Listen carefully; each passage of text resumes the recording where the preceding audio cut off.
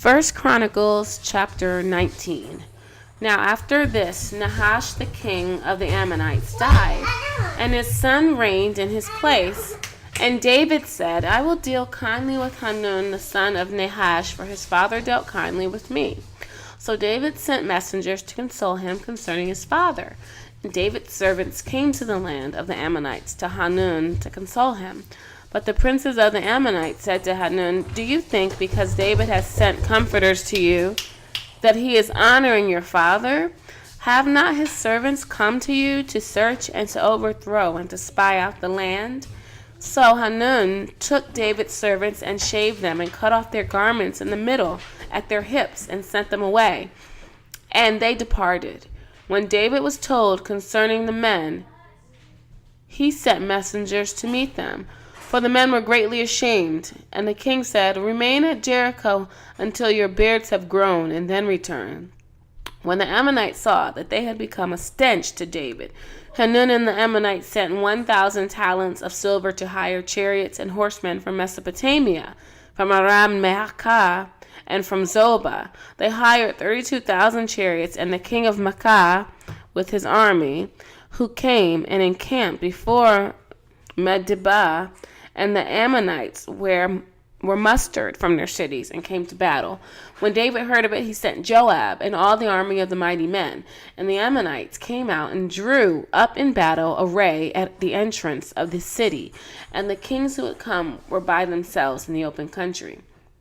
When Joab saw that the battle was set against him both in front and in the rear, he chose some of the best men of Israel and arrayed them against the Syrians. The rest of his men he put in the charge of Abishai his brother, and they were arrayed against the Ammonites. And he said, If the Syrians are too strong for me, then you shall help me. But if the Ammonites are too strong for you, then I will help you. Be strong, and let us use our strength for our people and for the cities of our God, and may the Lord do what seems good to him. So Joab and the people who were with him drew near before the Syrians for battle, and they fled before him. And when the Ammonites saw that the Syrians fled, they likewise fled before Abishai, Joab's brother, and entered the city. Then Joab came to Jerusalem. But when the Syrians saw that they had been defeated by Israel, they sent messengers and brought out the Syrians who were beyond the Euphrates, with Shaphat, the commander of the army of Hadadezer, at their head. And when it was told to David, he gathered all Israel together and crossed the Jordan and came to them and drew up his forces against them. And when David set the battle in array against the Syrians, they fought with him. And the Syrians fled before Israel, and David killed of the Syrians the men of 7,000 chariots and 40,000 foot soldiers, and put to death also Shaphat, the commander of their army. And when the servants of Hadadezer saw that they had been defeated by Israel, they made peace with David and became subject to him. So the Syrians were not willing to save the Ammonites anymore. First Chronicles chapter 20. In the spring of the year, the time when kings go out to battle, Joab led out the army and ravaged the country of the Ammonites and came and besieged Rabbah. But David remained at Jerusalem, and Joab struck down Rabbah and overthrew it. And David took the crown of their king from his head. He found that it weighed a talent of gold, and in it was a precious stone. And it was placed on David's head, and he brought out to the spoil of the city a very great amount.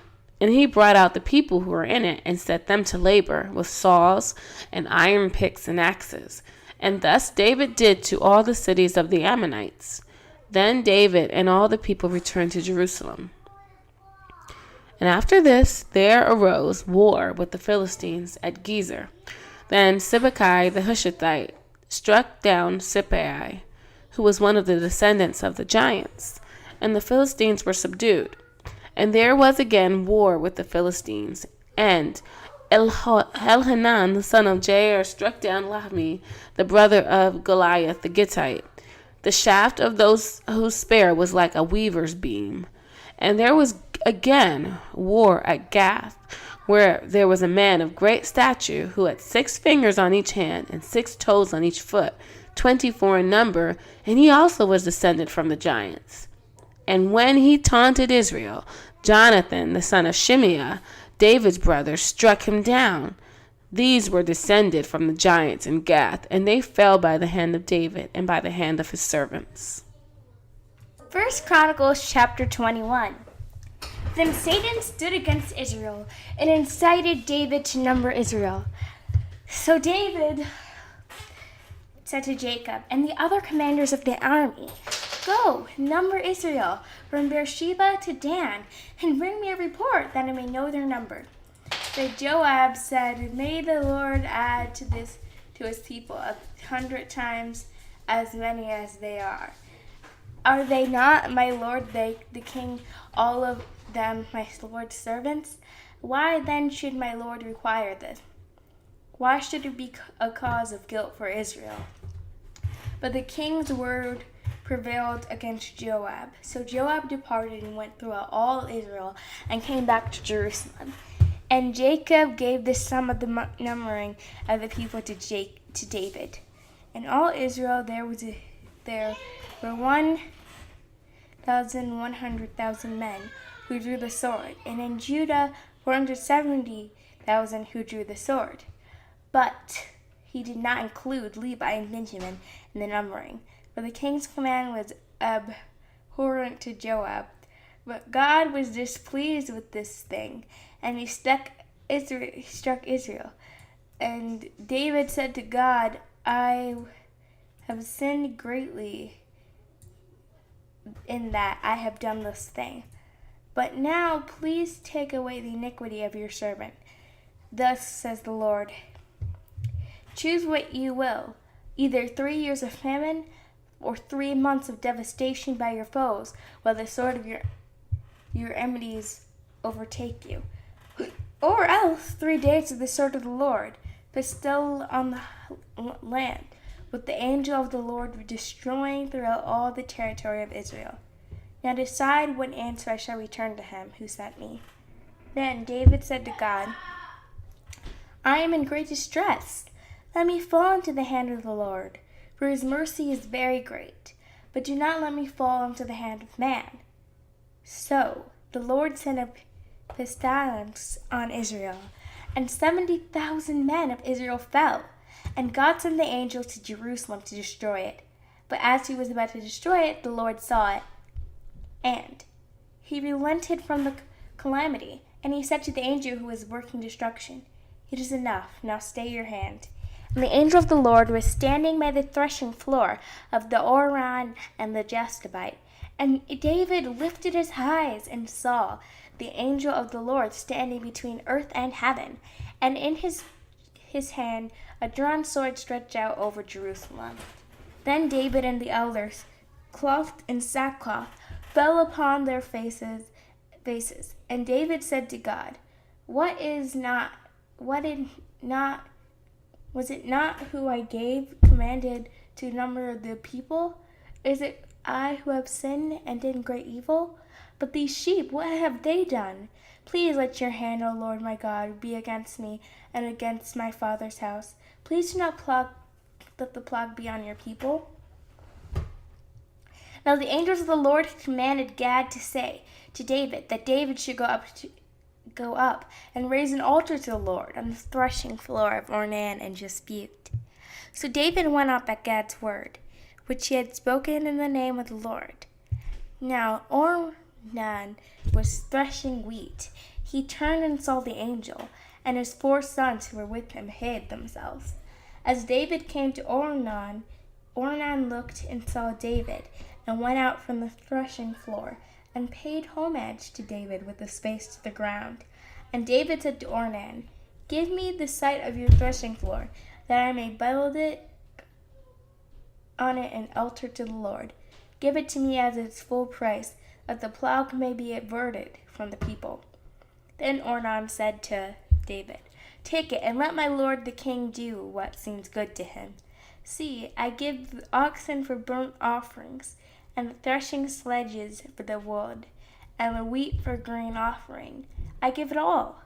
But King David said to Ornan, "No, but I will buy them for the full price. I will not take for the Lord what is yours, nor offer burnt offerings that cost me nothing." So David paid Ornan the 600 shekels of gold by weight for the site, And David built there an altar to the Lord, and presented burnt offerings and peace offerings, and called on the Lord, and the Lord answered him with a fire from heaven upon the altar of burnt offering. Then the Lord commanded the angel, and he put his sword back into its sheath. At that time, when David saw the Lord had answered him at the threshing floor of Ornan, the Jebusite, he sacrificed there for the tabernacle of the Lord, which Moses had made in the wilderness, and the altar of burnt offering were at the time, and the high place of Gibeon. But David could not go before it to inquire of God, for he was afraid of the sword of the angel of the Lord. For circumcision indeed is of value if you obey the law. But Romans chapter 2 verse 25 through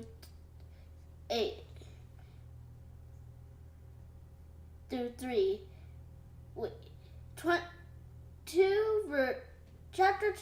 Romans chapter 2 verse 25 through 3 verse 8. For circumcision indeed is of value if you obey the law, but if you break the law, your Circumcision becomes uncircumcision. I sound it out. So if a man who is uncircumcised keeps the precepts of the law, will not his uncircumcision be regarded as circumcision? Then he who is physically uncircumcised but keeps the law will condemn you who have the written code and circumcision but break the law. For no one is a Jew who is merely one outwardly, nor is circumcision outward and physical, but a Jew is one inwardly, and circumcision is a matter of the heart, by the Spirit, not by the letter.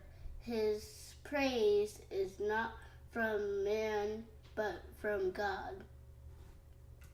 Then what advantage has the Jew, or what is the value of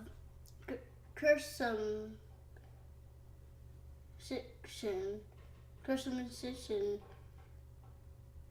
Much in every way. To begin with, the Jews were entrusted with the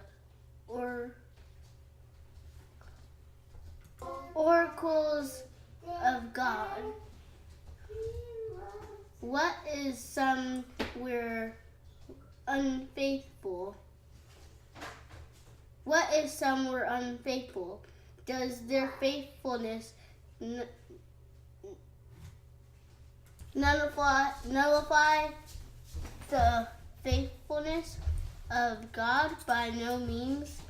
Let God be true, through everyone were a liar, as it is written. that you may be justified in your words and prevail when you are judged. But if our unrighteousness serves to show the righteousness of God, what shall we say? That God is unrighteous to inflict wrath on us. I speak in a human way. By no means.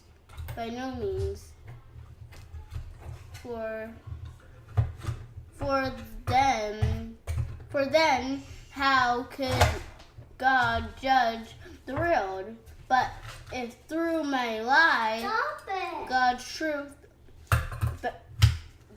abounds to His glory, why am I still being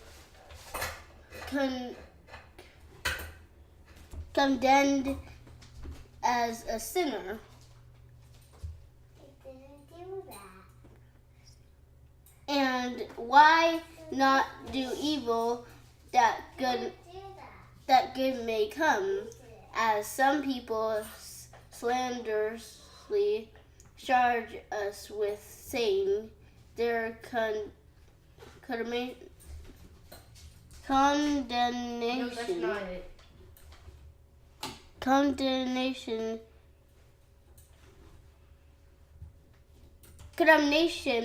is just. Psalm chapter 11. In the Lord I take refuge. How can you say to my soul, flee like a bird to your mountain? For behold, the wicked bend of the bow. They have fitted their arrow to the string, to shoot in the dark at the upright in heart. To shoot in the dark at the upright in heart. If the foundations are destroyed, what can the righteous do? The Lord is in His holy temple. The Lord's throne is in heaven. His eyes see, His eyelids test the children of man. The Lord tests the righteous, but His soul hates the wicked and the one who loves violence. Fire, let Him rain coals on the wicked. Fire and sulfur and a scorching wind shall be the portion of their cup. For the Lord is righteous. He loves righteous deeds. The upright shall behold His face. The upright shall behold His face. Proverbs chapter 19, verse 10 through 12. It is not fitting for a fool to live in luxury, much less for a slave to rule over princes. Good sense makes one slow to anger, and it is His glory to overlook in offense. A king's wrath is like the growling of a lion, but his favor is like dew on grass.